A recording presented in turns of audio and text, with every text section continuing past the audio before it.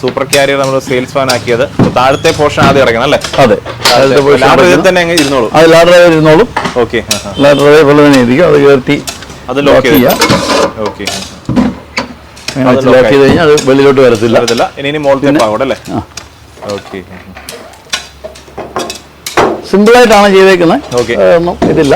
റണ്ണിങ്ങിൽ ഇങ്ങനെ ആയിരിക്കും. റണ്ണിങ്ങിൽ ഇത്രയേ ഉള്ളൂ. റണ്ണിങ്ങിലുള്ളത് റണ്ണിങ്ങിൽ ശരിക്കും പറഞ്ഞു കഴിഞ്ഞാൽ ഒരു നോർമൽ വണ്ടി പോകുന്ന അതേ രീതിയിൽ ഫുള്ള് ഡിസ്പ്ലേയും കിട്ടും. ഡിസ്പ്ലേ കിട്ടും. രണ്ട് സൈഡിലും ഡിസ്പ്ലേ കിട്ടും.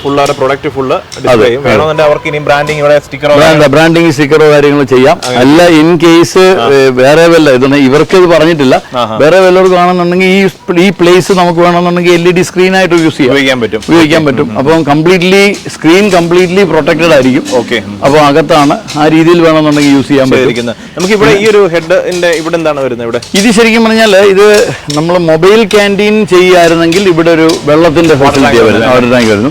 ഈ ഒരു വണ്ടിക്ക് നമ്മൾ ചെയ്തേക്കുന്നതെന്ന് പറഞ്ഞാൽ അത്രയും സ്പേസ് നമ്മൾ യൂട്ടിലൈസ് ചെയ്തു എന്നുള്ളതാണ്. അതിനകത്ത് അവർക്ക് സാധനങ്ങൾ ക്യാരി ചെയ്യാം. അതിനുവേണ്ടി സ്പേസ് യൂട്ടിലൈസ് ചെയ്തു എന്നുള്ളതാണ്.